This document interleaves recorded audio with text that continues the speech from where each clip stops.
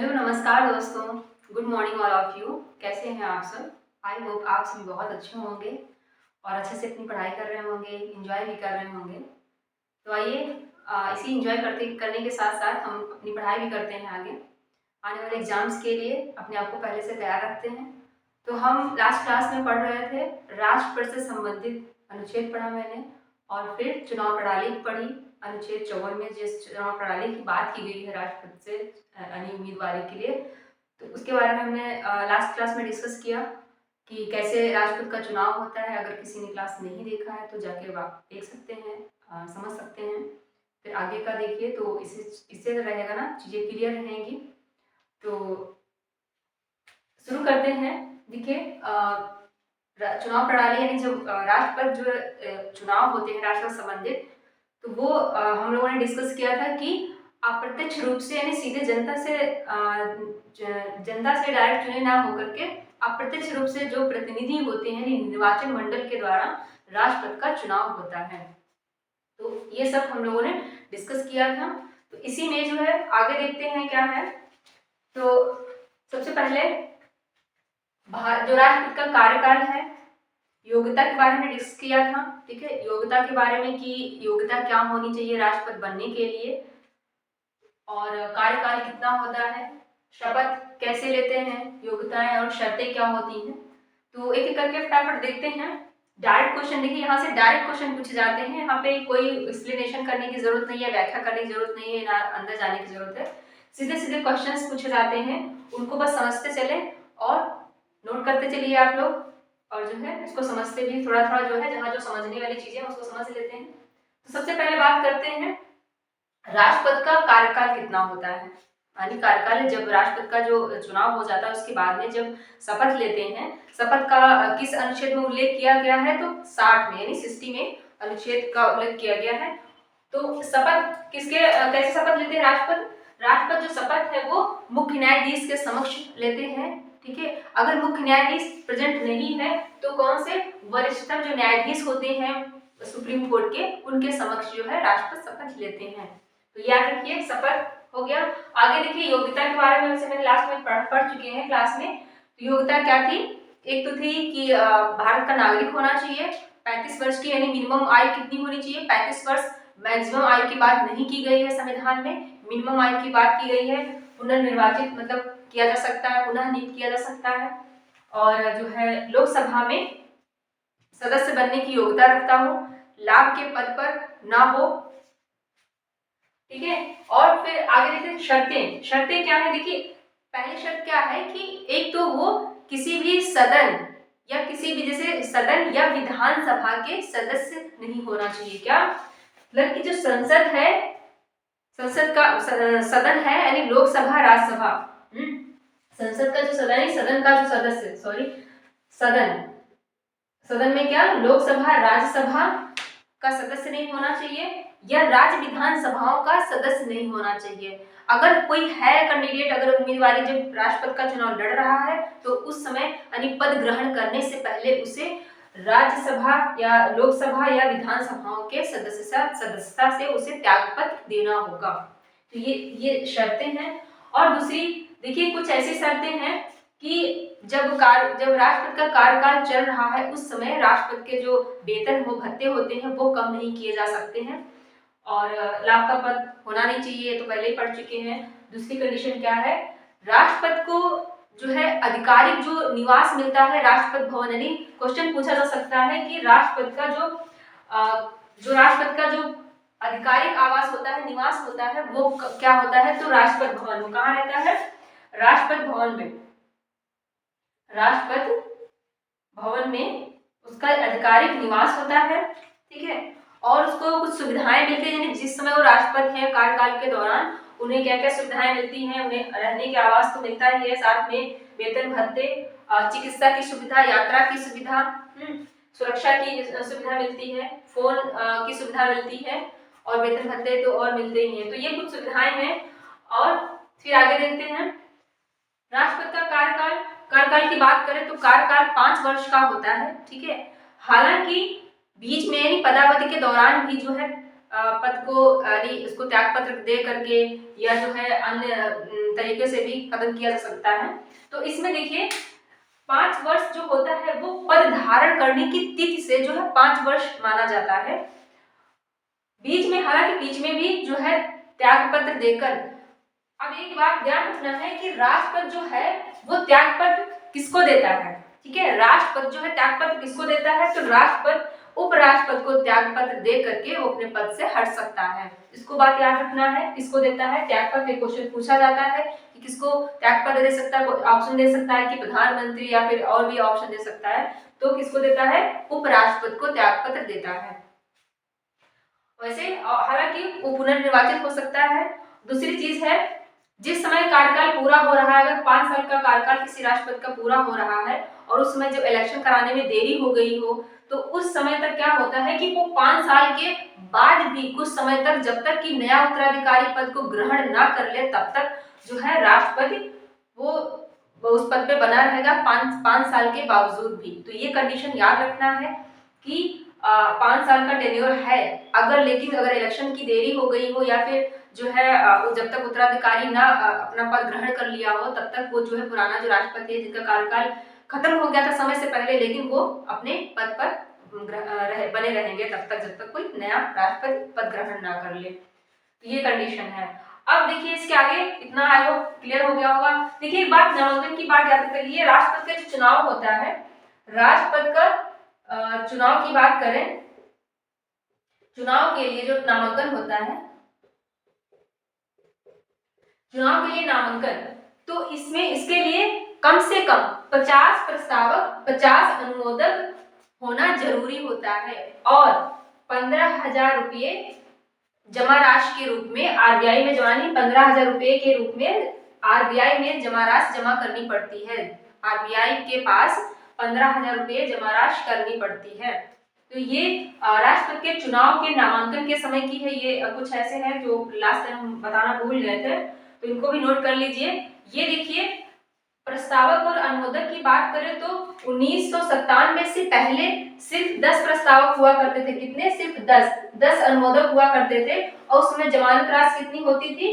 2500 रुपये होती थी सिर्फ। लेकिन 1997 के बाद इसकी राशि को बढ़ा दिया गया और अनुमोदक जो है प्रस्तावक भी बढ़ा दिए गए। ऐसा इसलिए किया गया क्योंकि जो लोग गंभीरता से चुनाव नहीं लड़ते थे राष्ट्रपति के पद के लिए, वहां पे उसको रोकने के लिए ऐसा किया गया। तो ये कंडीशन याद रखना है, पहले कितना था अब कितना है, और ये जरूरी कब है? राष्ट्रपति के चुनाव के नामांकन के समय जो है कम से कम 50 अनुमोदक, 50 प्रस्तावक। ओके, आई होप इतना बातें क्लियर हो गई होंगी।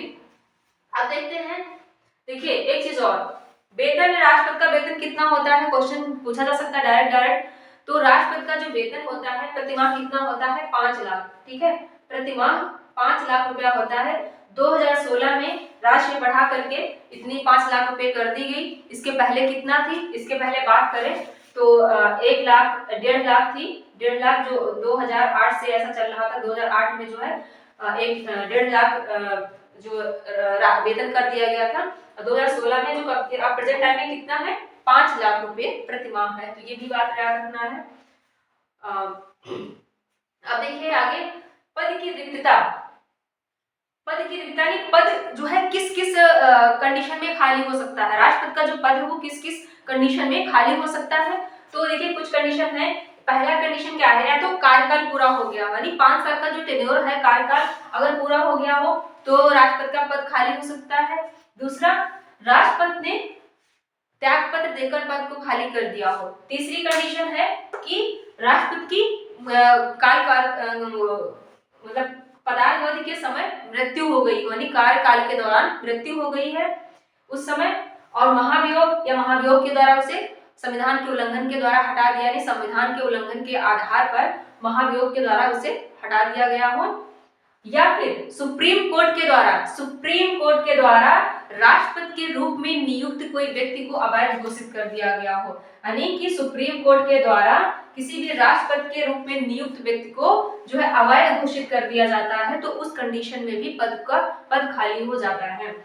लेकिन याद रखें कि जब किसी व्यक्ति को राष्ट्रपति के रूप में अवैध घोषित किया जाता है सुप्रीम कोर्ट के द्वारा, तो उसके द्वारा जो कार्य किए गए हैं वो खत्म नहीं होते, यानी वो प्रभावी रहते हैं। इतनी बात याद रखना है क्योंकि ये इम्पोर्टेंट है, क्वेश्चन पूछा जा सकता है कि जब राष्ट्रपति के रूप में नियुक्त किसी व्यक्ति को अवैध घोषित कर दिया जाए सुप्रीम कोर्ट के द्वारा, तो उसके द्वारा जो उसके पहले जो किए गए कार्य हैं वो प्रभावी रहते हैं, नहीं वो अवैध नहीं घोषित होते हैं। इतनी बात याद रखना है, आप लोगों को नोट कर लीजिए ये बात।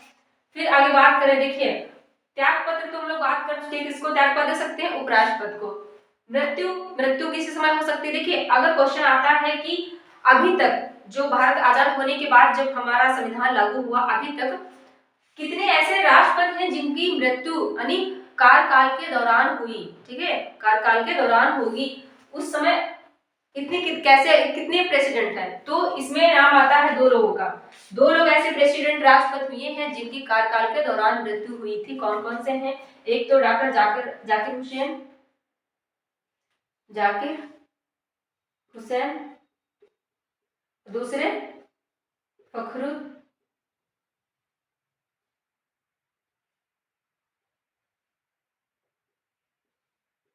फखरुद्दीन अली, ठीक है। 2 लोग ऐसे व्यक्ति हैं कि उनकी मृत्यु कब हुई थी, कार्यकाल के दौरान मृत्यु हो गई थी। तो क्वेश्चन कभी कोई ऐसा पूछा भी जा सकता है कि ऐसे कौन से राष्ट्रपति हुए थे जिनकी कार्यकाल के दौरान मृत्यु हुई थी। डॉक्टर जाकिर हुसैन और फरुखुद्दीन अली अहमद। नाम देख लीजिएगा अगर कुछ थोड़ा गलत हो। फखरुद्दीन है, फखरुद्दीन होगा आई थिंक, फखरुद्दीन अली अहमद।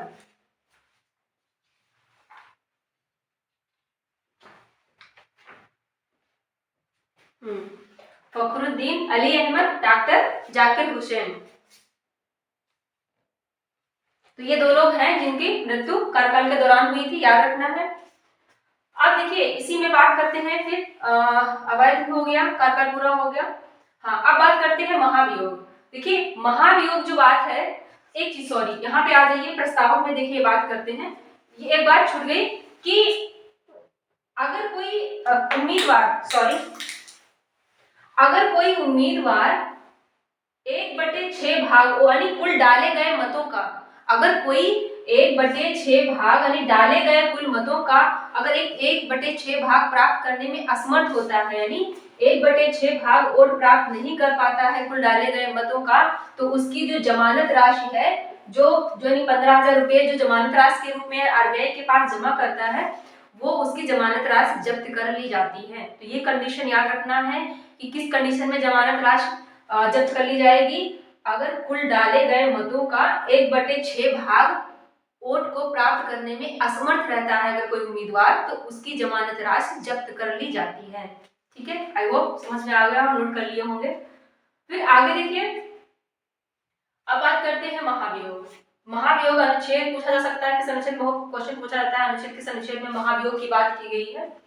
तो इसमें देखिए ये महाभियोग शब्द जो है इम्पीचमेंट, इसके प्रक्रिया जो है वो संसद के किसी भी सदन में शुरू की जा सकती है। पहला पॉइंट नोट कर लीजिए, संसद के किसी भी सदन में, यानी संसद के किसी भी सदन में, लोकसभा या राज्यसभा दोनों में ये प्रक्रिया शुरू की जा सकती है, पहला पॉइंट। दूसरा जो है ये जो अर्धन्यायिक प्रक्रिया है, जो ये अभी महाभियोग है, इसको क्या बोलते हैं, संसद की अर्धन्यायिक प्रक्रिया। इसे भी पॉइंट नोट कर लीजिए कि ये कैसी प्रक्रिया है, अर्धन्यायिक प्रक्रिया है। ठीक है, और देखिए अब जब होता है संसद के किसी भी सदन में महाभियोग की प्रोसेस यानी प्रक्रिया को शुरू किया जा सकता है, तो इसके लिए एक बात याद रखना है कि जिस सदन में पहले यानी आरोप यानी एलिगेशंस लग रहे हैं, उस सदन के सदस्यों का 1/4 भाग, कितना, 1/4 भाग, यानी जिस सदन में आरोप यानी एलिगेशन राष्ट्रपति के अगेंस्ट लग रहे हैं, उसका 1/4 सदस्यों का साइन होना चाहिए। और एक बात और याद रखना है पहले पढ़ने से पहले कि महाभियोग सिर्फ एक ही कंडीशन के बाद, यानी एक ही कंडीशन के उल्लंघन की बात की गई है कि संविधान का उल्लंघन के आधार पर जो है राष्ट्रपति के अगेंस्ट महाभियोग लगाया जा सकता है। हालांकि क्वेश्चन आ सकता है कि संविधान का जो उल्लंघन है वो संविधान में परिभाषित नहीं किया गया है। क्या नहीं किया गया है? परिभाषित नहीं किया गया है। ये बात याद रखना है, परिभाषित नहीं किया गया है संविधान में, इसका कोई उल्लेख नहीं है, बस संविधान का उल्लंघन की बात की गई है, लेकिन इसको परिभाषित नहीं किया गया है। ये पॉइंट नोट रखिए, क्योंकि ये भी क्वेश्चन कभी कभी पूछ देता है कि संविधान का उल्लंघन जो है इसको परिभाषित किया गया, तो परिभाषित नहीं किया गया है। अब आगे देखते हैं। तो देखिए, हाँ, बात कर रहे थे आरोप की। तो जिस सदन में आरोप की बात हो रही है, यानी आरोप लग रहे हैं, उस सदन के सदस्यों का 1/4 सदस्यों का साइन होना चाहिए। और दूसरी कंडीशन क्या है कि राष्ट्रपति को 14 दिनों का नोटिस भेजा जाना चाहिए। यानी एक तो एलिगेशंस को 1/4 सदस्यों का, लेकिन जिस सदन में एलिगेशंस लग रहे हैं वहां के सदस्यों का 1/4 सदस्यों का साइन होना चाहिए। दूसरा, 14 दिनों का नोटिस भेजा नहीं, 14 दिनों पहले ही नोटिस भेजा जाना चाहिए। 14 दिनों का पहले, जो 14 दिनों के पहले का नोटिस भेजा जाना चाहिए।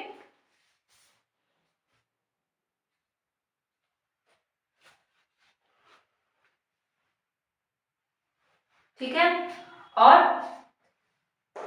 फिर इसके बाद में प्रस्ताव को, यानी उस सदन में प्रस्ताव को 2/3 से पारित होना चाहिए। 3 कंडीशन देखें यहाँ, याद रखिए। जिस सदन में आरोप लग रहे हैं वहां के सदस्यों के 1/4 सदस्यों का साइन होना चाहिए। राष्ट्रपति को 14 दिनों से पहले नोटिस भेजा जाना चाहिए। और प्रस्तावक को, यानी जो प्रस्ताव है, जो महाभियोग, जो एलिगेशंस का, वो 2/3 बहुमत से पारित होना चाहिए सदन में।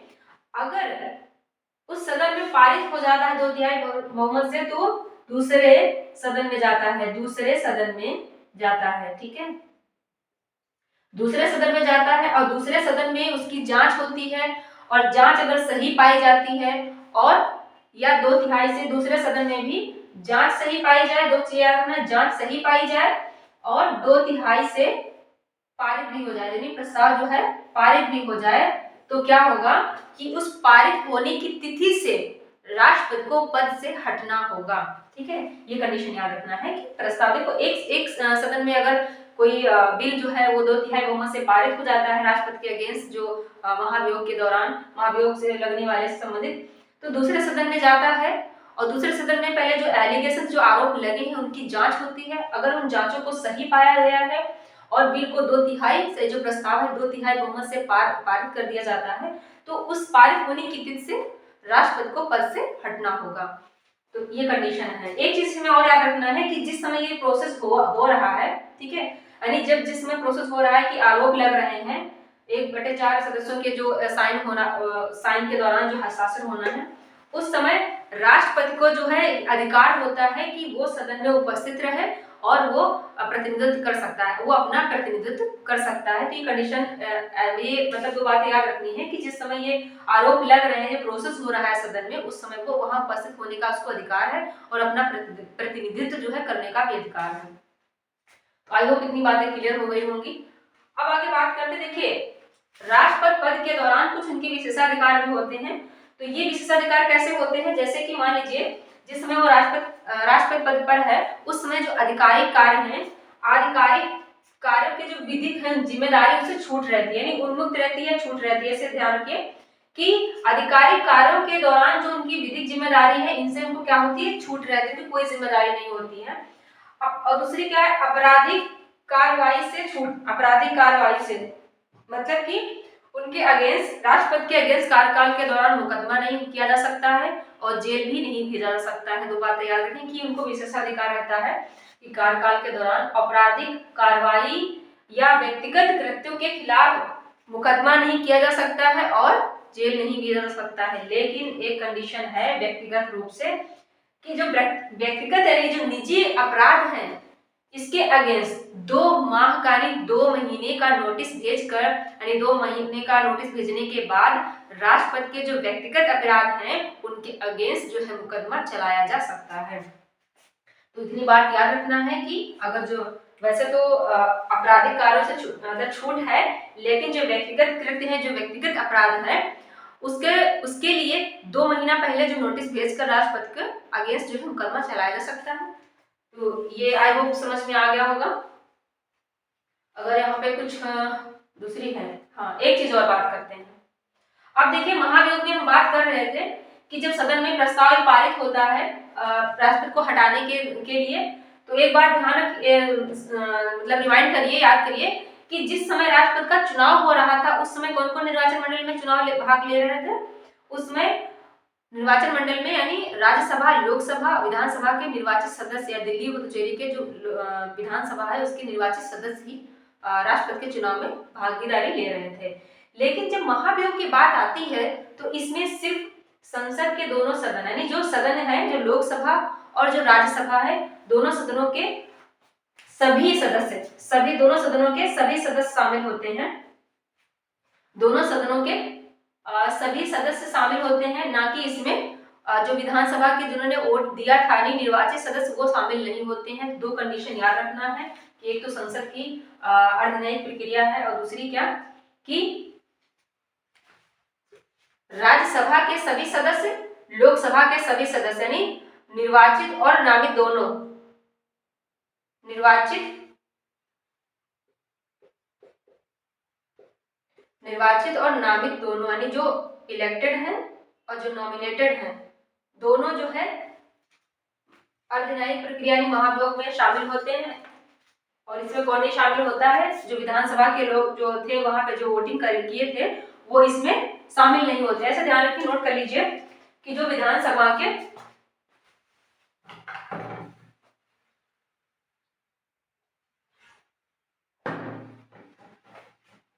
विधानसभा के निर्वाचित सदस्य या दिल्ली और पुदुचेरी के जो सदस्य थे, निर्वाचित सदस्य ने विधानसभाओं के जो राष्ट्रपति के मतदान के समय जो भागीदारी ले रहे थे वो यहाँ पे भागीदारी नहीं, यानी वो मतदान नहीं कर सकते हैं महाभियोग के दौरान।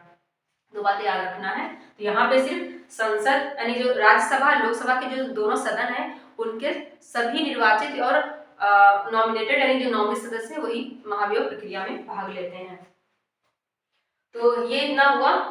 और इसमें एक 2 बातें और ऐड कर लीजिए। देखिए, तो सबसे लंबा कार्यकाल किसका रहा है राष्ट्रपति में?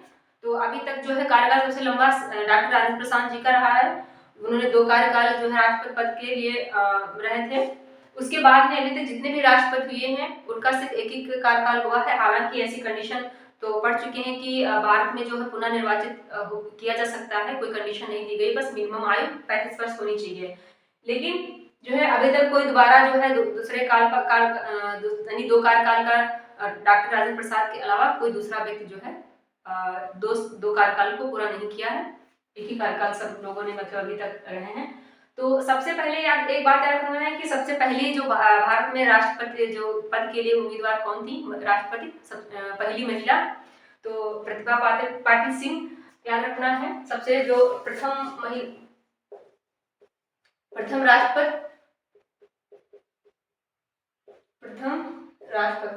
महिला राष्ट्रपति, क्वेश्चन सीधे से आते हैं तो प्रतिभा पाटिल सिंह है।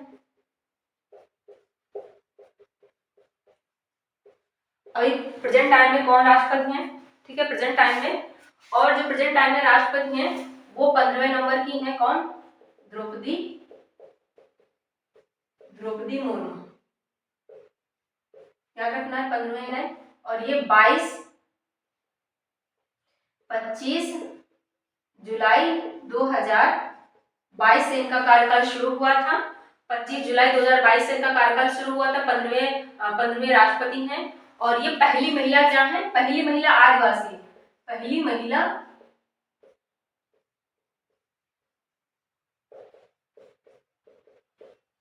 आदिवासी। ठीक है, क्वेश्चन पूछा हो सकता है। पहली महिला आदिवासी ये है, लेकिन वैसे देखा जाए तो ये दूसरी महिला है राष्ट्रपति। पहली महिला कौन थी? राष्ट्रपति यानी प्रतिभा पाटिल सिंह थी। तो कार्यकाल 15वें नंबर की है, याद रखना है। अभी तक जो है 14 कितना हुआ, 3 लोग कार्यवाहक हुए हैं और अभी तक बाकी जो है 3 से 13 15वें नंबर की है। इसके बारे में डिस्कस करते हैं आगे, इसमें जो क्वेश्चन पूछे जाते हैं अगली क्लास में कुछ क्वेश्चन भी डिस्कस करेंगे और आगे की जो राष्ट्रपति की जो कार्यकारी शक्ति है, विधायी शक्ति है, जो सैन्य शक्ति है, वित्तीय शक्तियां हैं, उनके बारे में डिस्कस करेंगे जिनमें क्वेश्चंस काफी पूछे जाते हैं। तो आज आपको कितना समझ में आया होगा। फिर मिलते हैं नेक्स्ट क्लास में, तब तक के लिए नमस्कार।